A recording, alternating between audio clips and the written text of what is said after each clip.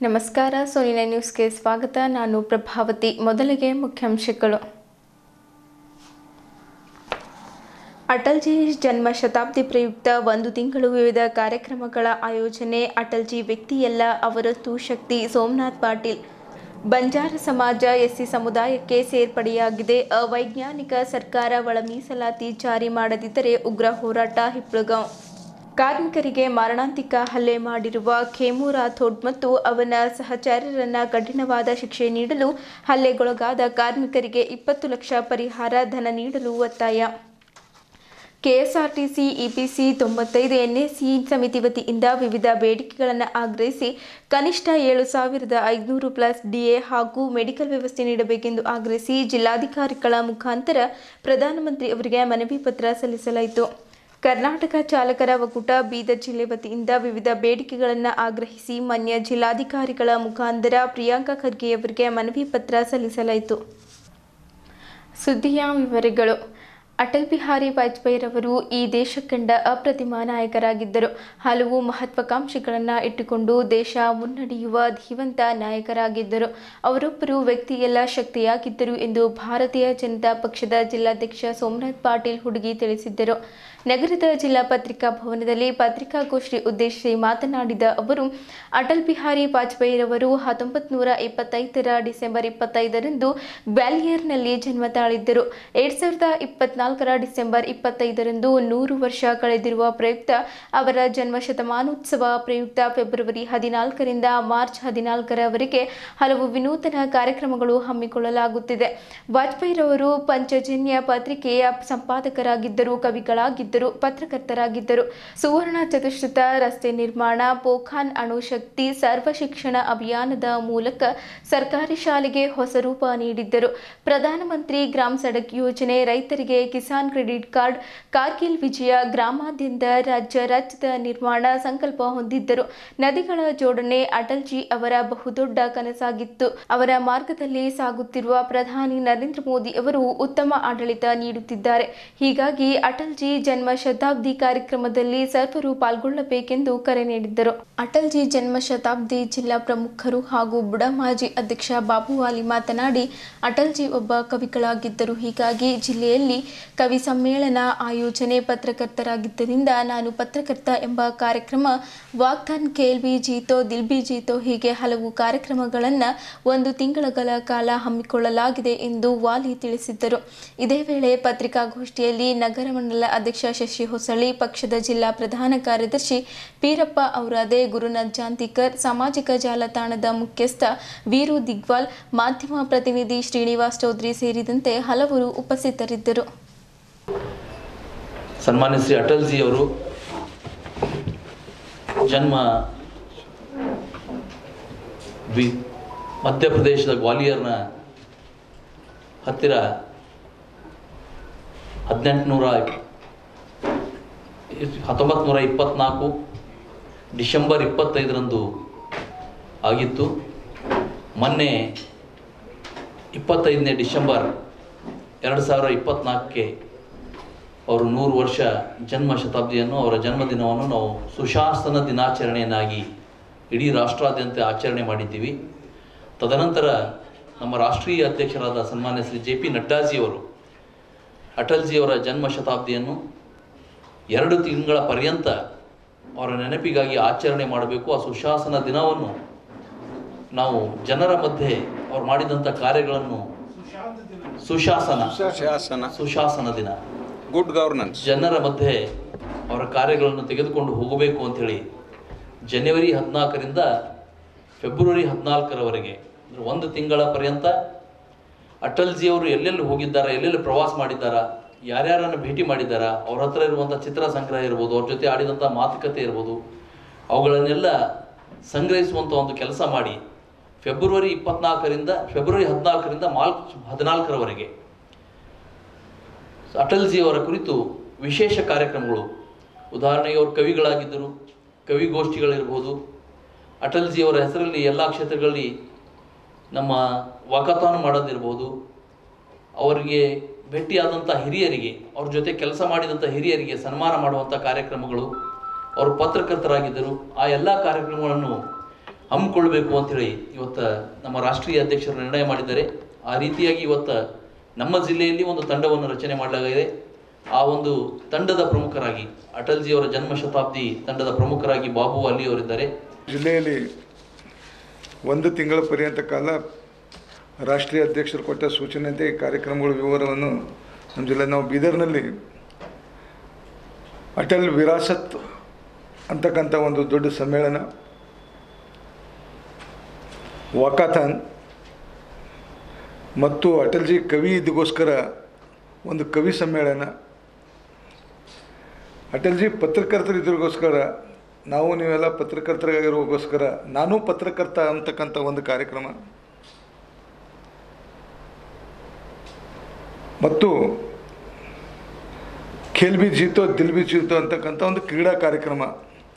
ಈ 5 ಕಾರ್ಯಕ್ರಮಗಳನ್ನು ನಾವು ಬರ್ತಕ್ಕಂಥ ದಿನಗಳಲ್ಲಿ ವಿಶಿಷ್ಟ ರೀತಿಯಿಂದ ಆಯೋಜನೆ ಮಾಡ್ತೀವಿ. ಪಕ್ಷ ಕೊಟ್ಟಂಥ ಈ ಜವಾಬ್ದಾರಿಯನ್ನು ತಾವು ಮೆರುಗು ನೀಡಬೇಕು ಮತ್ತು ಈ ಕಾರ್ಯಕ್ರಮಗಳಿಗೆ ತಮ್ಮ ಸಹಕಾರ ಇರಬೇಕಂತ ನಾನು ಮಾತನ್ನು. ಆಗಸ್ಟ್ 1, 2024ರಂದು ಸರ್ವೋಚ್ಚ ನ್ಯಾಯಾಲಯವು ಆಯಾ ರಾಜ್ಯಗಳ ಒಳ ಮೀಸಲಾತಿ ಜಾರಿ ಮಾಡಲು ಸೂಚಿಸಿದೆ. ಆದರೆ ಕೆಲವು ನಮ್ಮೊಳಗೆ ಇರುವ ಸ್ಪರ್ಶ ಜಾತಿಗಳ ಕುತಂತ್ರದಿಂದ ಸರ್ಕಾರ ವಿಳಂಬ ಧೋರಣೆ ಅನುಸರಿಸುತ್ತಿರುವುದು ಖಂಡನೀಯ ಎಂದು ಮಾದಿಗ ದಂಡೋರ ಮಾದಿಗ ಮೀಸಲಾತಿ ಹೋರಾಟ ಸಮಿತಿ ಜಿಲ್ಲಾಧ್ಯಕ್ಷ ವಿಜಯಕುಮಾರ್ ಹಿಪ್ಪಳಗಾವ್ ತಿಳಿಸಿದ್ದರು.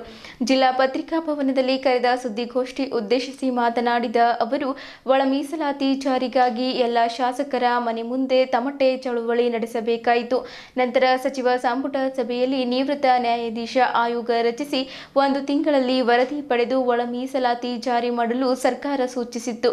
ಇದೀಗ ಸರ್ಕಾರವನ್ನ ನಿಯಂತ್ರಿಸುವ ಕೆಲವು ಒಳ ಮೀಸಲಾತಿ ವಿರೋಧಿ ಶಕ್ತಿಗಳು ಆಯೋಗಕ್ಕೆ ಇನ್ನಷ್ಟು ಕಾಲಾವಕಾಶ ಕೊಡಬೇಕು ಎನ್ನುವ ಪುಕಾರು ಎಬ್ಬಿಸುತ್ತಿದ್ದಾರೆ. ಜನವರಿ 31ರ ಒಳಗೆ ನಾವು ಗಡುವು ನೀಡುತ್ತಿದ್ದೇವೆ.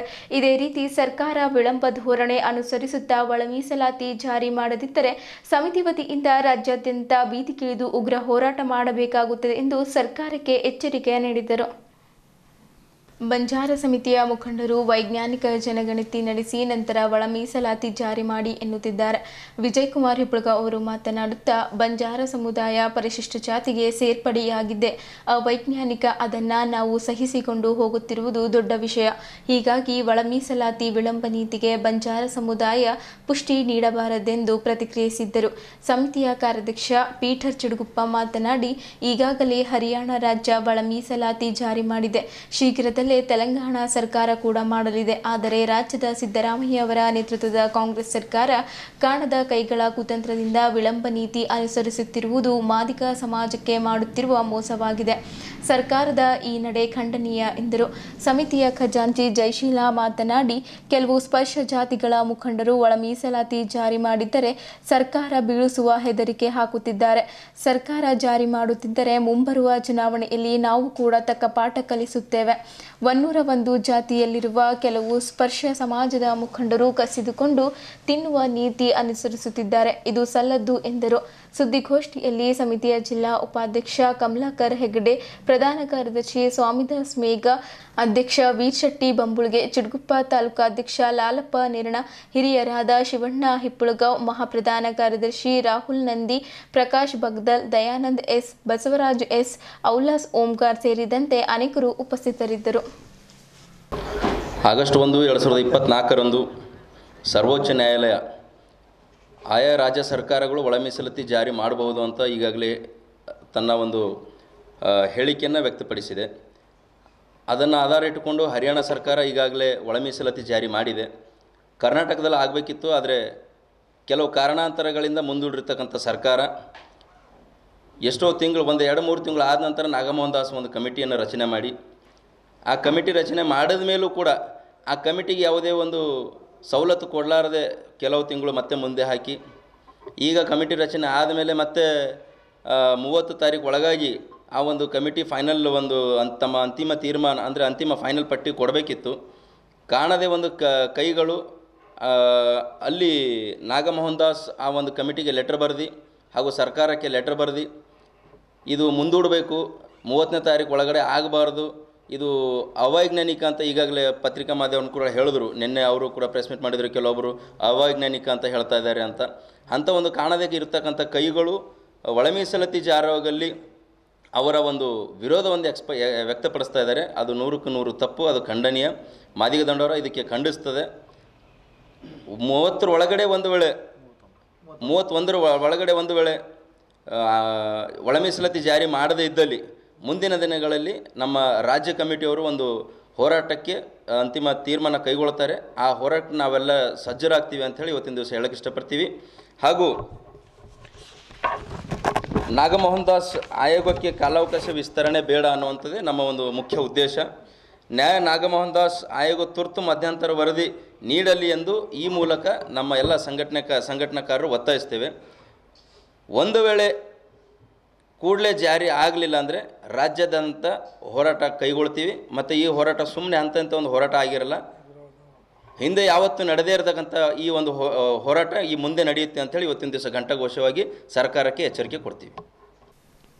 ಕರುನಾಡು ಕಟ್ಟಡ ಇತರೆ ನಿರ್ಮಾಣ ಕಾರ್ಮಿಕರ ಹಾಗೂ ಗಿಲಾವ್ ಕಾರ್ಮಿಕರ ಸಂಘದ ಅಧ್ಯಕ್ಷರಾದ ಸಂಜುಕುಮಾರ್ ಸಿಂಧೆ ನೇತೃತ್ವದಲ್ಲಿ ಬೀದರ್ ನಗರದ ಡಾಕ್ಟರ್ ಬಿಆರ್ ಅಂಬೇಡ್ಕರ್ ವೃತ್ತದಿಂದ ಜಿಲ್ಲಾಧಿಕಾರಿಗಳ ಕಾರ್ಯಾಲಯದವರೆಗೆ ಪ್ರತಿಭಟನೆ ರ್ಯಾಲಿ ಹಮ್ಮಿಕೊಂಡು ಜಿಲ್ಲಾಧಿಕಾರಿಗಳ ಮುಖಾಂತರ ಮುಖ್ಯಮಂತ್ರಿಗಳಾದ ಸಿದ್ದರಾಮಯ್ಯನವರಿಗೆ ಕಾರ್ಮಿಕ ಸಚಿವರಾದ ಸಂತೋಷ್ ಲಾಡಾರ್ ಅವರಿಗೆ ಬರೆದಿರುವ ಮನವಿ ಪತ್ರದಲ್ಲಿ ದೇಶ ನಿರ್ಮಾಣ ಪ್ರಾಣವಾಗಿರುವ ಕಾರ್ಮಿಕರು ಮನೆ, ಮಠ, ಮಂದಿರ, ರಸ್ತೆ, ಕಟ್ಟಡ ನಿರ್ಮಾಣಕ್ಕೆ ಕಾರ್ಮಿಕರ ಶ್ರಮವೇ ಕಾರಣವಾಗಿದೆ.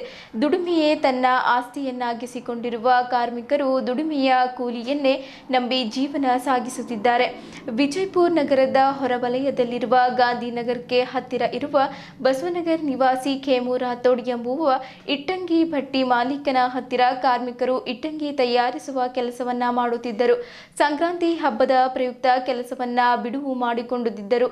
ಇಟ್ಟಂಗಿ ಭಟ್ಟಿಯ ಮಾಲೀಕ ಜೇಮು ರಾಥೋಡ್ ಎಂಬುವಾತ ನಿಮಗೆ ಸಂಕ್ರಾಂತಿ ಹಬ್ಬಕ್ಕೆ 10,000 ಹಣವನ್ನ ನೀಡುವುದಾಗಿ ಕರೆಸಿಕೊಂಡು ಕೋಣೆಯೊಳಗೆ ಕೂಡು ಹಾಕಿ ಪೈಪ್ಗಳಿಂದ ಮಾರಣಾಂತಿಕ ಹಲ್ಲೆಯನ್ನ ಮಾಡಿರುವುದು ಉಗ್ರವಾಗಿ ಖಂಡಿಸಿದರು.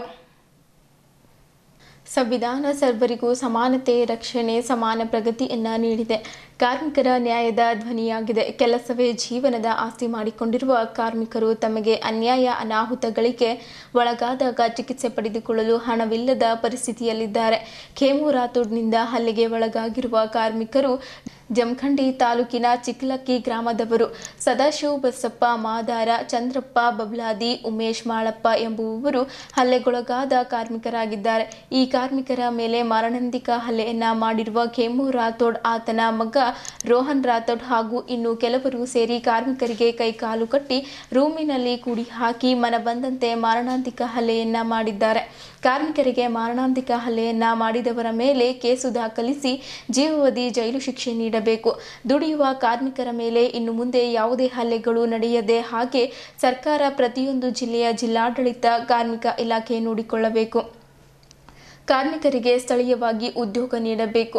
ಉದ್ಯೋಗಕ್ಕಾಗಿ ವಲಸೆ ಹೋಗುವುದನ್ನು ತಡೆಗಟ್ಟಬೇಕು.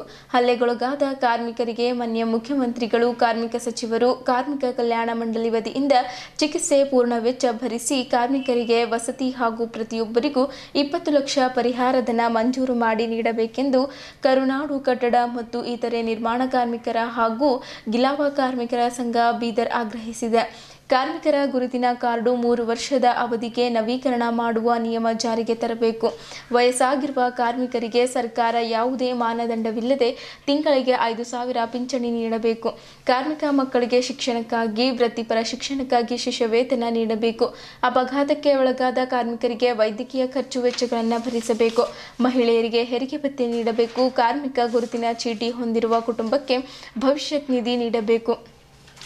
ಅಸಂಘಟಿತ ಕಾರ್ಮಿಕರಿಗೆ ಸರ್ಕಾರದ ವಿವಿಧ ಯೋಜನೆಗಳು ಮಂಜೂರು ಮಾಡಿ ನೀಡಬೇಕೆಂದು ಮನವಿ ಪತ್ರದ ಮೂಲಕ ಕರುನಾಡು ಕಟ್ಟಡ ಮತ್ತು ಇತರೆ ನಿರ್ಮಾಣ ಕಾರ್ಮಿಕರ ಹಾಗೂ ಗಿಲಾವ ಕಾರ್ಮಿಕರ ಸಂಘ ಬೀದರ್ ಘಟಕದ ಅಧ್ಯಕ್ಷರಾದ ಸಂಜುಕುಮಾರ್ ಸಿಂಧೆ, ವೀರ ಕನ್ನಡಿಗರ ಸೇನೆ ರಾಜ್ಯ ಸಂಚಾಲಕ ಡಾಕ್ಟರ್ ಸುಬ್ಬಣ್ಣ ಕರ್ಕಳ್ಳಿ, ವಿಶ್ವಕರ್ಮ ಕಟ್ಟಡ ಮತ್ತು ಇತರೆ ನಿರ್ಮಾಣ ಕಾರ್ಮಿಕರ ಸಂಘದ ಅಧ್ಯಕ್ಷ ದಯಾನಂದ್ ಪಾಂಚ, ಕಾರ್ಮಿಕ ಮುಖಂಡರಾದ ಇಬ್ರಾಹಿಂ ಮೌಲಾ, ರವಿ, ನರ್ಸಿಂಗ್, ಶಿವಕುಮಾರ್, ಅಮ್ಲಾಪುರ್, ಲಕ್ಷ್ಮಣ್, ಶಾಪುರ್ ಗೇಟ್, ಸಂಜು ಮೇತ್ರೆ ಯದ್ಲಾಪುರ್, ಸಂಜು ಬನ್ನಿ, ತುಳಸಿರಾವ್ ಚಿಟ್ಟ, ಮಹೇಶ್ ಮಾಯಲೂರ್, ಪ್ರವೀಣ್ ಅಷ್ಟೂರ್, ನರ್ಸಿಂಗ್ ಚಿದ್ರಿ, ತುಕಾರಾಮ್ ಬಸಂತಪುರ್, ಅಶೋಕ್ ವಿದ್ಯಾನಗರ್, ಭೀಮ್ಶಾ ಮೀರ್ಗಂಜ್, ತುಕಾರಾಮ್ ನೇಳಿಗೆ, ಶರಣಪ್ಪ ಸಾಧುಕಲಿ, ಐಸ್ಪುರ್, ಶರಣಪ್ಪ ಕುಂಬರ್ವಾಡ ಕಾರ್ಮಿಕರು ಆಗ್ರಹಿಸಿದ್ದರು. ಬಿಜಾಪುರನಲ್ಲಿ ಹಲ್ಲೆ ಮಾಡಿದಂಥ ಕಿಡಿಗೇಡಿಗಳಿಗೆ ಕಠಿಣ ಸರ್ಕಾರ ಆಲ್ರೆಡಿ ಬಂಧಿಸಿದೆ. ಹಾಗೆ ಕಠಿಣವಾಗಿ ಶಿಕ್ಷೆ ಆಗಬೇಕು ಅವರಿಗೆ, ಹಾಗೆ ಪರಿಹಾರ ಕೊಡಬೇಕು ಅವರಿಗೆ. 10 ಲಕ್ಷ ಅಂತೇಳಿ ನಮ್ಮ ಸಂಘಟನೆ ಪಡೆಗೆ ನಾವು ಮಾಡ್ತೇವೆ. ಅವ್ರಿಗೆ ಮನೆ ಮಾಡಬೇಕು.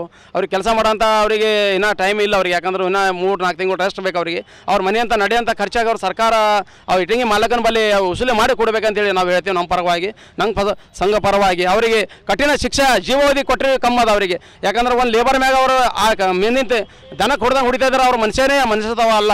ಕಾರ್ಮಿಕ ವ್ಯವಸ್ಥೆ ಮಿನಿಸ್ಟರ್ ಸಾಹೇಬರು ಆಲ್ರೆಡಿ ಫೇಕ್ ಕಾರ್ಡ್ ಕಟ್ ಮಾಡಿದ್ದಾರೆ. ಅವ್ರಿಗೆ ನಮ್ಮ ಬೆಂಬಲ ಇದೆ. ಇನ್ನೂ ಕಾರ್ಡ್ ಇದೆ, ಫೇಕ್ ಕಾರ್ಡು ಇನ್ನೂ ಕಟ್ ಮಾಡಬೇಕಂತೇಳಿ ನಮ್ಮ ಸಂಘಟನೆ ಕಡೆಯಿಂದ ನಾವು ಕಳಕಳಿ ಮಾಡಿ ಕೇಳ್ಕೊತೀವಿ. ಹಾಗೆ ಥೋಡೆ ಮಕ್ಕಳು ಸ್ಕಾಲರ್ಶಿಪ್ ಏನು ಆಗ್ತಾಯಿಲ್ಲ, ಅದು ಕೂಡ ನಮ್ಮ ಕಾರ್ಮಿಕ ಮಿನಿಸ್ಟರ್ ಸಾಹೇಬರು ನಮಗೆ ಮಕ್ಕಳಿಗೆ ಸ್ಕಾಲರ್ಶಿಪ್ ಕಾರ್ಡ್ ಮಾಡಿಕೊಡ್ಬೇಕಂತೇಳಿ ನಾವು ಅವ್ರಿಗೆ ಹೇಳ್ತೇವೆ. ಧನ್ಯವಾದ. 1 ವರ್ಷ ಕಾರ್ಡ್ ರಿನ್ಯೂ ಮಾಡಿಕೊಟ್ರೆ ಸರ್ಕಾರ ನಮಗೆ 3 ವರ್ಷ ಕಾಲಾವಕಾಶ ಮಾಡ್ಬೇಕಂತೇಳಿ ನಾವು ಸರ್ಕಾರಕ್ಕೆ ಮೆಮಣೆ ಮಾಡ್ತೇವೆ. ಮತ್ತು ಪಿಂಚಣಿ 60 ವರ್ಷ ಆಗಿನವ್ರಿಗೆ ಪಿಂಚಣಿ ತೊಗ್ತಾಯಿಲ್ಲ, ಪಿಂಚಣಿಗೆ ಅನುಮತಿ ಮಾಡಿಕೊಡ್ಬೇಕು ನಮ್ಮ ಸಂಘ ಪಡೆದಂತೆ ನಾವು ಅವರಿಗೆಲ್ಲರಿಗೆ ಹೇಳ್ತೇವೆ. ಧನ್ಯವಾದ ಸರ್. ನೊಂದ ಕಾರ್ಮಿಕನಿಗೆ ಪರಿಹಾರ ಕೊಡಬೇಕು ಮತ್ತು ದೌರ್ಜನ್ಯ ಎಸಗಿದ ಮಾಲೀಕನಿಗೆ ಕಠಿಣ ಶಿಕ್ಷೆ ಆಗಬೇಕಂತ ಹೇಳಿ ಈ ಮೂಲಕ ಕೇಳ್ತೇನೆ. ಏನು ಸಂಕ್ರಾಂತಿ ಸಂದರ್ಭದಲ್ಲಿ ಬಿಜಾಪುರ್ನಲ್ಲಿ ಇಟ್ಟಿಗೆಯನ್ನು ತಯಾರು ಮಾಡ್ತಕ್ಕಂಥ ಕಾರ್ಮಿಕರಿಗೆ ಅವ್ರ ಮೇಲೆ ಹಲ್ಲೆಯನ್ನು ಮಾಡಿರ್ತಕ್ಕಂಥ ಖೇಮು ರಾಠೋಡ್ ಎನ್ನುವರು ಮತ್ತು ಅವರ ಸಹಚರರಿಗೆ ಈಗಾಗಲೇ ಸರ್ಕಾರವನ್ನು ಬಂಧಿಸಿದ್ದಾರೆ. ಕಾರ್ಮಿಕರ ಮೇಲೆ ಹಲ್ಲೆ ಮಾಡಿರ್ತಕ್ಕಂಥ ವ್ಯಕ್ತಿಗೆ ಬಂಧಿಸುವುದಲ್ಲ, ಕರ್ನಾಟಕದಿಂದ ತಡಿಪಾರು ಮಾಡಬೇಕು. ಅವರಿಗೆ ಜೀವಾವಧಿ ಶಿಕ್ಷೆಯನ್ನು ವಿಧಿಸ್ತಕ್ಕಂಥ ಕೆಲಸವನ್ನು ಮಾಡಬೇಕು. ಏನು ಇವತ್ತು ಪ್ರಜಾಪ್ರಭುತ್ವದ ನಿಟ್ಟಿನಲ್ಲಿ ಎಲ್ಲರಿಗೂ ಸಮಾನತೆ ನೀಡಿದೆ, ಎಲ್ಲರಿಗೂ ಸಮಾನ ಅಧಿಕಾರವನ್ನು ಕೊಟ್ಟಿದೆ, ರಕ್ಷಣೆ ಮಾಡಬೇಕಂತೇಳಿ ಕಾನೂನು ಹೇಳ್ತದೆ. ಆದರೆ ದುಡಿತಕ್ಕಂಥ ಕಾರ್ಮಿಕರಿಗೆ ಹಲ್ಲೆಯನ್ನು ಮಾಡ್ತಕ್ಕಂಥ ಕೆಲಸವನ್ನು ಕಿಡಿಗೇಡಿಗಳು ಮಾಡ್ತಾ ಇದ್ದಾರೆ. ಇದಕ್ಕೆ ಜಿಲ್ಲಾಡಳಿತಗಳು ಮತ್ತು ಸರ್ಕಾರಗಳು, ರಾಜ್ಯ ಸರ್ಕಾರಗಳು ತಕ್ಷಣವೇ ಕ್ರಮವನ್ನು ಜರುಗಿಸಬೇಕು. ಈ ಘಟನೆಯನ್ನು ಮರುಕಳಿಸದ ಹಾಗೆ ಯಾವುದೇ ಜಿಲ್ಲೆಯಲ್ಲಿ ಇಂಥ ಘಟನೆಯನ್ನು ಮತ್ತೆ ನಡೆಯಲಾರ್ದಾಗೆ ಕಾರ್ಮಿಕ ಸಚಿವರು ಮಾನ್ಯ ಮುಖ್ಯಮಂತ್ರಿಗಳು ಕ್ರಮವನ್ನು ಜರುಗಿಸಬೇಕಂತೇಳಿ ಈ ಮೂಲಕ ಕರ್ನಾಟಕ ತಪ್ಪಿಸ್ಥರಿಗೆ ಜೀವಾವಧಿ ಶಿಕ್ಷೆಯನ್ನು ಮಾಡಬೇಕು. ಹಲ್ಲೆಗೊಳಗಾಗಿರ್ತಕ್ಕಂಥ ಕಾರ್ಮಿಕರಿಗೆ ಪ್ರತಿವರೆಗೆ ಒಬ್ಬರಿಗೆ 20 ಲಕ್ಷನ ಕೊಡಬೇಕು, ಮನೆ ಕೊಡಬೇಕು ಮತ್ತು ವಯೋವೃದ್ಧರಿಗೆ ತಿಂಗಳಿಗೆ 5,000 ಪಿಂಚಣಿ ಕೊಡ್ತಕ್ಕಂಥ ವ್ಯವಸ್ಥೆಯನ್ನು ಮಾಡಬೇಕು. ಕೆಎಸ್ಆರ್ಟಿಸಿ ಇಪಿಸಿ 95 ಎನ್ಎಸಿ ಸಮಿತಿ ವತಿಯಿಂದ ಅಶೋಕ್ ರಾವತ್ ಕಮಾಂಡರ್ ನೇತೃತ್ವದಲ್ಲಿ ಇಡೀ ಭಾರತ ದೇಶದಲ್ಲಿ ಏಕಕಾಲಕ್ಕೆ ಹೋರಾಟ ಹಮ್ಮಿಕೊಳ್ಳಲಾಗಿದೆ. ಭಾರತದ ಪ್ರತಿಯೊಂದು ಜಿಲ್ಲೆಗಳಿಂದ ಜಿಲ್ಲಾಧಿಕಾರಿಗಳ ಮುಖಾಂತರ ದೇಶದ ಪ್ರಧಾನಮಂತ್ರಿ ಅವರಿಗೆ ಮನವಿ ಪತ್ರ ಸಲ್ಲಿಸಲಾಯಿತು. ಅಧ್ಯಕ್ಷರಾದ ಬಾಬುಸ್ವಾಮಿ ಅವರು ಮಾತನಾಡುತ್ತಾ, ಸುಮಾರು 8 ವರ್ಷಗಳಿಂದ ಹೋರಾಟ ಮಾಡುತ್ತಾ ಬಂದಿದ್ದೇವೆ. ಆದರೂ ಸಹ ಇದುವರೆಗೂ ಬ್ಯಾಂಕ್, ಕೆಎಸ್ಆರ್ಟಿಸಿ ಕಾರ್ಖಾನೆಯ ಕಾರ್ಮಿಕರಿಗೆ ಕಾಯಂ ಪೆನ್ಷನ್ ಕೇಂದ್ರ ಸರ್ಕಾರ ನೀಡುತ್ತಿಲ್ಲ.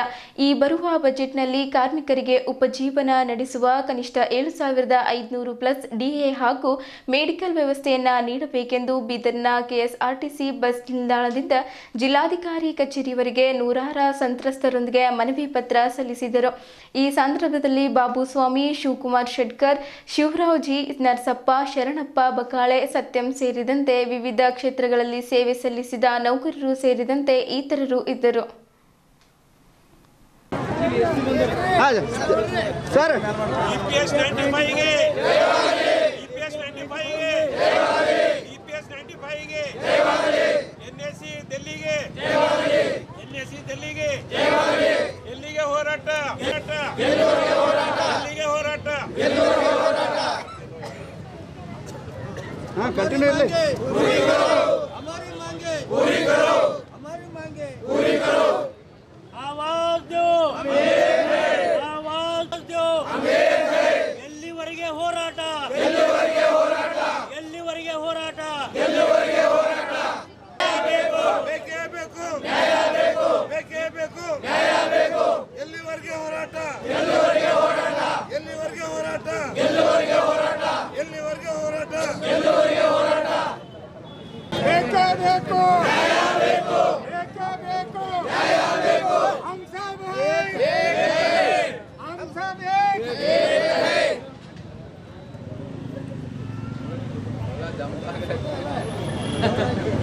न्याय ಬೇಕು ಬೇಕೇ ಬೇಕು ನ್ಯಾಯ ಬೇಕು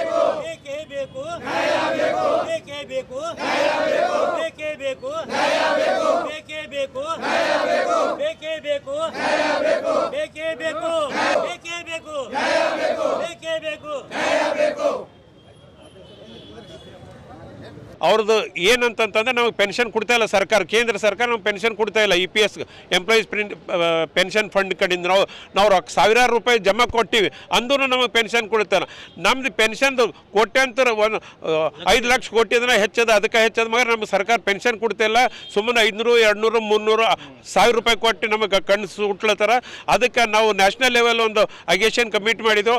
ಅಶೋಕ್ ರಾವತ್ ಅವರು ನಮ್ಮ ಅಧ್ಯಕ್ಷರ, ಅದ್ರ ಪ್ರಕಾರ ನಮ್ಮ ರಮಾಕಾಂತ್ ಕುಲಕರ್ಣಿ ಅವರು ನ್ಯಾಷನಲ್ ಲೆವೆಲ್ ಜನರಲ್ ಸೆಕ್ರೆಟರಿ ನಮ್ಮ ಕರ್ನಾಟಕದವರು, ಇವರೆಲ್ಲವೊಂದು ಮನವಿ ಮೇರೆಗೆ ಡೆಪ್ಟಿ ಕಮಿಷನರ್ ಬೀದರ್ ಅವರಿಗೆ ನಾವು ಮನವಿ ಸಲ್ಲಿಸ್ತಾ ಇದ್ದೀವಿ. ಆ ಮನವಿಯನ್ನು ಪ್ರಧಾನಮಂತ್ರಿ ನರೇಂದ್ರ ಮೋದಿ ಅವರಿಗೆ ಸಬ್ಮಿಟ್ ಮಾಡೀವಿ. ನಮಗೆ ಅನ್ನಿಸ್ತದ ನರೇಂದ್ರ ಮೋದಿ ಅವ್ರು ನಮ್ಮ ಮನವಿ ನೋಡಿ ನಮ್ಮ ಪೆನ್ಷನ್ ಕೊಡ್ತಾರಂತ ನಾವು ಭಾವುಕ ಆಗಿದ್ದೀವಿ. ಅದಕ್ಕೆ ಅವ್ರಿಗೂ ನಾವು ತುಂಬ ರಿಕ್ವೆಸ್ಟ್ ಮಾಡ್ತಾ ಇದ್ದೀವಿ. ಸುಮಾರು ಎಲ್ಲ ಬೀದರ್ ಜಿಲ್ಲೆ ಎಲ್ಲ MP 540 MPಗಳಿಗೆ ನಾವು ಲೆಟರ್ ಕೊಟ್ಟಿವಿ, ಎಲ್ಲ ಕೇಂದ್ರ ಮಿನಿಸ್ಟರ್ಗಳಿಗೆ ಕೊಟ್ಟಿವಿ, ಲೋಕಲ್ MLAಗಳಿಗೆ ಕೊಟ್ಟಿವಿ, ಎಲ್ಲರಿಗೂ ನಾವು ಅಪೀಲ್ ಕೊಟ್ಟಿವಿ. ಅದು PM ಆಫೀಸ್ ಕಮಿಟ್ ಮಾಡ್ಬೇಕಂತೇಳಿ ಈ ಹೋರಾಟಕ್ಕೆ ನಾವು ಎಲ್ಲಿವರೆಗೆ ನಾವು ಪೆನ್ಷನ್ ಕೊಡಲ್ಲ ಅಲ್ಲಿಂದ ತನಕ ಹೋರಾಟದಿಂದ ನಡೀತಾ ಇರ್ತದೆ. ಅದು ಸಲಕ್ಕೆ ಈ ಬರೋಂಥ ಬಜೆಟ್ನಲ್ಲಿ ನಮ್ಮ ನಿರ್ಮಲಾ ಸೀತಾರಾಮನ್ ಕರ್ನಾಟಕದಿಂದ ಆರಿಸಿ ಹೋಗ್ಯಾರ. ಅವ್ರಿಗೆ ದಯಮಾಡಿ ನಾನು ರಿಕ್ವೆಸ್ಟ್ ಮಾಡ್ತೀನಿ ಈ ವೇದಿಕೆ ಮುಖಾಂತರ, ಅಟ್ಲೀಸ್ಟ್ ಯಾರಿಗೆ ನಡಿಲಾಗ ಬರಲ್ಲ. ಎಷ್ಟೋ ಜನ ನಮ್ಮಲ್ಲಿ 60 ವಯಸ್ಸು ಆದ್ಮ್ಯಾಗ ತೀರ್ಕೊಂಡಾರ, ಅವ್ರಿಗೆ ಪೆನ್ಷನ್ ಇಲ್ಲ, ಹೆಂಡ್ರ ಮಕ್ಕಳು ರೋಡಿನ ಮ್ಯಾಗದ ಬೇಡ್ಕೊಂಡು ತಿಲ್ಲತ್ತಾರ. ಅದ್ರ ಯಾರಿಗೆ ಏನು ಜರುರಿ ಇದೆ ಅಟ್ಲೀಸ್ಟ್ ಮಿನಿಮಮ್ ಪೆನ್ಷನ್ ಸರ್ಕಾರ ಕೊಡ್ಲತ್ತದ ಎಲ್ಲರಿಗೆ, ಆದರೂ ಕೊಟ್ಟರೆ ನಾವು ಒಳ್ಳೇದಾಗ್ತದೆ ಅಂಥೇಳಿ ಈ ಮನವಿ ಮುಖಾಂತರ ಮೋದಿಯವರಿಗೆ ಸಬ್ಮಿಟ್ ಮಾಡ್ಬೇಕಂತ ಬಂದು ಇಲ್ಲ ನೆರವೇರಿದೆ ಅಂತ ತಮಗೆ ತಿಳಿಸ್ತಾ ಇದ್ದೀವಿ. 1995ರಿಂದ ನಮ್ಮ ಪ್ರಾವಿಡೆಂಟ್ ಫಂಡ್ ಸದಸ್ಯರಿಗೆ ಒಂದು ಪೆನ್ಷನ್ ಸ್ಕೀಮ್ ಮಾಡಿದ್ದಾರೆ. ಅದಕ್ಕೆ EPS 95 ಪೆನ್ಷನ್ ಸ್ಕೀಮ್ ಅಂತ ಮಾಡಿದ್ದಾರೆ. ಆದರೆ ಈಗ ನಾವು 23-25 ವರ್ಷ ಸರ್ವಿಸ್ ಆದರೂ ಕೂಡ ನಮ್ಗೆ ಬೇಸಿಕ್ 15,000 ಅಂತ ತಿಳ್ಕೊಂಡು ಪೆನ್ಷನ್ ಕೊಡ್ತಾ ಇದ್ದಾರೆ. ನಮ್ಮ ಬೇಸಿಕ್ಕು 30, 40, 50 ಸಾವಿರ ಇದ್ದರೂ ಕೂಡ ನಮ್ಮ ಫುಲ್ ಸ್ಯಾಲ್ರಿ ಮ್ಯಾಗ ಬೇಸಿಕ್ ಪೆನ್ಷನ್ ಕೊಡ್ತಾ ಇಲ್ಲ. ಆದ್ದರಿಂದ ನಮ್ಮದು ಒಬ್ಬೊಬ್ಬ ಸದಸ್ಯರಿಗೆ 1000, 2000, 3000, 1,000ರಿಂದ 3,000 ಒಳಗೆ ಪೆನ್ಷನ್ ಇದೆ.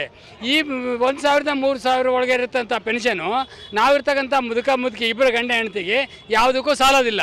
ಈಗ ವಯಸ್ಸು 40-50 ಆದಮೇಲೆ ಸಕ್ಕರೆ ಕಾಯಿಲೆ ಬರುತ್ತೆ, BP ಬರುತ್ತೆ, ಟೆನ್ಷನ್ ಬರುತ್ತೆ, ಏನಾರು ಇಂಥ ನೂರಾರು ಕಾಯಿಲೆಗಳು ಇರೋದ್ರಿಂದ ಆ ಮೆಡಿಸಿನ್ ತೊಗೊಳಕ್ಕೆ ಕೂಡ ನಮ್ಗೆ ಆ ಪೆನ್ಷನ್ ರೊಕ್ಕ ಸಾಕಾಗ್ತಾ ಇಲ್ಲ. ಈಗ ನಮಗೇನು ಪರಿಸ್ಥಿತಿ ಆಗಿದೆ ಅಂದರೆ ನಮ್ಮ ಉಪಜೀವನಕ್ಕೆ ನಾವು ಮಕ್ಕಳ ಕೈ ಚಾಚೋ ಪರಿಸ್ಥಿತಿ ಬಂದಿದೆ. ಕೆಲವು ಸಲ ಕೆಲವ್ರ ಮನ್ಯಾಗ ಮಕ್ಕಳು ನೋಡ್ಬೋದು, ಕೆಲವು ಸಲ ನೋಡ್ಲಾಕಿಲ್ಲ. ಅದರಿಂದ ನಮಗೆ ಸರ್ಕಾರ ಮ್ಯಾಗ ಏನು ಡಿಮ್ಯಾಂಡ್ ಇದೆ ಅಂದರೆ ನಾವು ಮುದುಕಿ ನಾವು ಸುಖವಾಗಿ ಬಾವಳೆ ಮಾಡಬೇಕಾದ್ರೆ ಮಿನಿಮಮ್ ಆಗಿ ನಮ್ಗೆ 7,500 ರೂಪಾಯಿ ಪ್ಲಸ್ DA ಕೊಡಿರಿ. ಆಮೇಲೆ ನಮ್ಮ ಮುದುಕರಿಗೆ ಮೆಡಿಕಲ್ ಅಲೌನ್ಸಸ್ ಕೊಡಿರಿ. ಇದಕ್ಕಿಂತ ಹೆಚ್ಚಿಗೆ ಯಾವುದು ನಮ್ಮದು ಇದು ಇಲ್ಲ. ಯಾಕಂದರೆ ನಾವು ನಿವೃತ್ತರ ಆದಮೇಲೆ ನಾವು 35-40 ಸರ್ವಿಸ್ ಸೇವೆ ಮಾಡಿದ್ದೀವಿ. ನಾವು ನಮ್ಮದು ಸಂಘದಲ್ಲಿ ನಮ್ಮ ಸಂಸ್ಥೆಗೆ 30 ವರ್ಷ ಸೇವೆ ಸಲ್ಲಿಸಿವಿ. ನಮ್ಮ ಸೇವೆ ಸಾರ್ವಜನಿಕ ಸೇವೆ ಇದೆ. ನಾವೆಲ್ಲರೂ ಸಾರ್ವಜನಿಕ ಸೇವೆ ಕೊಟ್ಟಿದ್ವಿ. ಆದಾಗೂ ಕೂಡ ನಾವು ಸಾರ್ವಜನಿಕ ಸೇವೆ ಕೊಟ್ಟು ರಿಟೈರ್ಡ್ ಆದಮೇಲೆ ನಮ್ಮ ಪರಿಸ್ಥಿತಿ ಏನಾಗಿದೆ ಅಂದರೆ ಒಂದು ಬೆಗ್ಗರ್ಗಿಂತ ಕಡಿಮೆ ಆಗಿದೆ ನಮ್ಮ ಪರಿಸ್ಥಿತಿ. ಇಂಥ ಪರಿಸ್ಥಿತಿಯಲ್ಲಿ ನಾವು ಬದುಕೋದು ಭಾಳ ಕಷ್ಟ ಆಗಿದೆ. ಆದ್ದರಿಂದ ನಾವು ಅಶೋಕ್ ರಾವತ್ ಕಮಾಂಡರ್ ನೇತೃತ್ವದಲ್ಲಿ ಪೂರ ಭಾರತ ದೇಶದಲ್ಲಿ ಹೋರಾಟನ ಹಮ್ಮಿಕೊಂಡಿದ್ವಿ. ಇವತ್ತಿನ ದಿವಸ ನಾವು ಭಾರತ ದೇಶದ ಪ್ರತಿ ಜಿಲ್ಲೆಯಿಂದ ಅಲ್ಲಿರ್ತಕ್ಕಂಥ ಜಿಲ್ಲಾಧಿಕಾರಿಗಳಿಗೆ ನಾವು ಮನವಿ ಪತ್ರನ ಸಲ್ಲಿಸ್ತಾ ಇದ್ವಿ. ನಾವು ಮನವಿ ಪತ್ರ ಸಲ್ಲಿಸಿದ ಕಾರಣ ಒಂದೇ ಏನಂತಂದರೆ ನಮಗೆ ಬದುಕಾಗ ದಾರಿ ಮಾಡಿಕೊಡಿ. ಇದನ್ನು ನಾವು ಬೇಡಿಕೆ ಏನು ಇಡ್ತಾ ಇದ್ದೀವಿ ಅಂದರೆ ನಿರ್ಮಲಾ ಸೀತಾರಾಮನ್ ಕೂಡ ಅವರು ನಮಗೆ ಆಶ್ವಾಸನೆ ಕೊಟ್ಟಿದ್ದಾರೆ. ಏನಂತಂದರೆ ನೀವು ಹಿರಿಯರಿದ್ರಿ, ಭಾರತ ಹಿರಿಯ ನಾಗರಿಕರು, ಅವರು ಆರಾಮಾಗಿ ಬದುಕಬೇಕು, ಯಾರ ಕೈಲೂ ಕಣ್ಣು ಚಾಚಂಥ ಪರಿಸ್ಥಿತಿ ಇರಬಾರ್ದು, ನಾವು ನಿಮಗೆ ಆದಷ್ಟು ಸೌಕರ್ಯ ಮಾಡಿಕೊಡ್ತೀವಿ ಅಂತ ನಮಗೆ ಆಶ್ವಾಸನೆ ಕೊಟ್ಟಿದ್ದಾರೆ. ಆದ್ದರಿಂದ ನಾವು ಅವರಿಗೆ ಇನ್ನೊಂದು ಸಲ ಹೃತ್ಪೂರ್ವಕವಾಗಿ ಅಭಿನಂದನೆಗಳು ಅಲ್ಲಿಸುತ್ತ ಈ ಬಜೆಟ್ದಲ್ಲಿ ನಮ್ಮಂತಕ್ಕಂಥ ಸಮಸ್ಯೆಯನ್ನು ಸಾಲ್ವ್ ಮಾಡಿ ನಮಗೆ ಕನಿಷ್ಠ 7,500 ರೂಪಾಯಿ BA plus DA plus medical allowance ಕೊಡಬೇಕಂತ ನಾವು ಅವರಲ್ಲಿ ಪೂರಾ ನಮ್ಮದು EPF 95 ಸದಸ್ಯರ ವತಿಯಿಂದ ಮನವಿ ಮಾಡ್ತಾಯಿದ್ದೀವಿ. ಕರ್ನಾಟಕ ಚಾಲಕರ ಒಕ್ಕೂಟ ಬೀದರ್ ಜಿಲ್ಲೆ ವತಿಯಿಂದ ವಿವಿಧ ಬೇಡಿಕೆಗಳಿಗೆ ಆಗ್ರಹಿಸಿ ಡಾಕ್ಟರ್ BR ಅಂಬೇಡ್ಕರ್ ವೃತ್ತದಿಂದ ಜಿಲ್ಲಾಧಿಕಾರಿ ಕಚೇರಿಯವರೆಗೆ ಪ್ರತಿಭಟನೆ ಹಮ್ಮಿಕೊಳ್ಳಲಾಗಿತ್ತು. ಹಲವಾರು ವರ್ಷಗಳಿಂದ ಬೀದರ್ ಜಿಲ್ಲೆಯಾದ್ಯಂತ ಗ್ರಾಮ ಪಂಚಾಯಿತಿಯಲ್ಲಿ ದಿನನಿತ್ಯದ ಘನತ್ಯಾಜ್ಯ ವಸ್ತು ವಿಲೇವಾರಿ ವಾಹನಗಳ ಚಾಲಕರನ್ನಾಗಿ ನೇಮಕ ಮಾಡಿಕೊಂಡಿದ್ದೀರಿ. ಆದರೆ ಹಲವಾರು ತಿಂಗಳಿಂದ ಸಂಭಾವನೆ ನೀಡದೆ ನಮ್ಮಿಂದ ಕೆಲಸ ನಿರ್ವಹಿಸಿಕೊಂಡು ಹೋಗುತ್ತಿದ್ದೀರಿ ಹಾಗೂ ನಮ್ಮನ್ನ ಕೆಲಸಕ್ಕೆ ನೇಮಕ ಮಾಡಿಕೊಳ್ಳಲು ಮೊದಲು ಆಶ್ವಾಸನೆಗಳನ್ನು ಕೊಟ್ಟು ಕೆಲಸಕ್ಕೆ ನೇಮಕ ಮಾಡಿಕೊಂಡಿದ್ದೀರಿ. ಆದರೆ ನಮಗೆ ಸರಿಯಾದ ಸಮಯಕ್ಕೆ ವೇತನ ಬರುತ್ತಿಲ್ಲ ಹಾಗೂ ಸರಿಯಾದ ಸೌಲಭ್ಯಗಳು ದೊರಕುತ್ತಿಲ್ಲ. ಇದರಿಂದ ಗ್ರಾಮ ಪಂಚಾಯತ್ ಅಧ್ಯಕ್ಷರಾಗಲಿ ಅಥವಾ ಪಂಚಾಯತ್ ಅಭಿವೃದ್ಧಿ ಅಧಿಕಾರಿಗಳೇ ಆಗಲಿ ಯಾವುದೇ ರೀತಿಯ ಉತ್ತರ ನೀಡುತ್ತಿಲ್ಲ. ಗ್ರಾಮ ಪಂಚಾಯಿತಿಯಲ್ಲಿ ಸರ್ಕಾರಿ ಸೇವೆ ಸಲ್ಲಿಸುವ ಅಧಿಕಾರಿಗಳೇ ನಮ್ಮನ್ನ ಪ್ರತಿಯೊಬ್ಬರ ಮನೆ ಮುಂದೆ ಹೋಗಿ 30 ರಿಂದ 100 ರೂಪಾಯಿ ಧನ ಸಹಾಯ ಪಡೆಯಬೇಕು. ನಮ್ಮ ಜೊತೆ ಕೆಲಸ ಮಾಡುವಂತಹ ನಿರ್ವಾಹಕರಿಗೆ ಆ ಹಣದಿಂದಲೇ ಅವರ ವೇತನವನ್ನ ಪಾವತಿಸಬೇಕು ಎಂದು ಪ್ರತಿಭಟನೆಯ ಮೂಲಕ ಆಗ್ರಹಿಸಿದರು. ಸದರಿ ವಾಹನಗಳಿಗೆ ಇನ್ಶೂರೆನ್ಸ್ ಮುಗಿದ ಕಾರಣ ವಾಹನದ ಇನ್ಶೂರೆನ್ಸ್ ಮಾಡಿಕೊಡಿ ಎಂದು ಹೇಳಿದ್ದಾಗ ನಿಮ್ಮ ಹಣದಿಂದ ಮಾಡಿಕೊಳ್ಳಿ ಎಂದು ಅಧಿಕಾರಿಗಳು ಹೇಳುತ್ತಿದ್ದಾರೆ ಮತ್ತು ಪಂಚಾಯತ್ಗೆ ಸಂಬಂಧಪಟ್ಟ ಅಧಿಕಾರಿಗಳು ನಮ್ಮನ್ನ ಒಳ್ಳೆಯ ರೀತಿಯಿಂದ ಸಹ ನೋಡಿಕೊಳ್ಳುತ್ತಿಲ್ಲ. ತನ್ನ ಮನಬಂದಂತೆ ನೋಡಿಕೊಳ್ಳುತ್ತಿದ್ದಾರೆ ಮತ್ತು ಚಾಲಕರಿಗೆ ಯಾವುದೇ ತರಹದ ವ್ಯವಸ್ಥೆ ಕೂಡ ಇರುವುದಿಲ್ಲ ಮತ್ತು ಕೆಲವೊಂದು ಪಂಚಾಯತಿನಲ್ಲಿ ನೀವು ಕಾರ್ಯನಿರ್ವಹಿಸಲು ಬರಬೇಡಿ, ನಾವು ಬೇರೆಯವರನ್ನ ನೇಮಕ ಮಾಡಿಕೊಳ್ಳುತ್ತಿದ್ದೇವೆ ಎಂದು ಹೆದರಿಸುತ್ತಿದ್ದಾರೆ. ಹೀಗಾಗಿ ಸಂಬಂಧಪಟ್ಟ ಅಧಿಕಾರಿಗಳಿಗೆ ಆದೇಶ ಮಾಡಿ ಆದಷ್ಟು ಬೇಗನೆ ಈ ಮೇಲಿನ ಎಲ್ಲ ಸಮಸ್ಯೆಗಳನ್ನು ಆದಷ್ಟು ಬೇಗನೆ ಪರಿಹರಿಸಿ ಕೊಡಬೇಕೆಂದು ಪ್ರತಿಭಟನೆ ಮಾಡುವ ಮೂಲಕ ಆಗ್ರಹಿಸಿದ್ದರು. ಈ ಸಂದರ್ಭದಲ್ಲಿ ಮಹಿಳಾ ಘಟಕ ಜಿಲ್ಲಾಧ್ಯಕ್ಷರಾದ ಸ್ನೇಹ, ಕರ್ನಾಟಕ ಚಾಲಕರ ಒಕ್ಕೂಟದ ರಾಜ್ಯಾಧ್ಯಕ್ಷರಾದ ನಾರಾಯಣಸ್ವಾಮಿ ಸೇರಿದಂತೆ ಹಲವು ಕರ್ನಾಟಕ ಚಾಲಕರ ಒಕ್ಕೂಟದ ಸದಸ್ಯರು ಸೇರಿದಂತೆ ಇತರರು ಇದ್ದರು.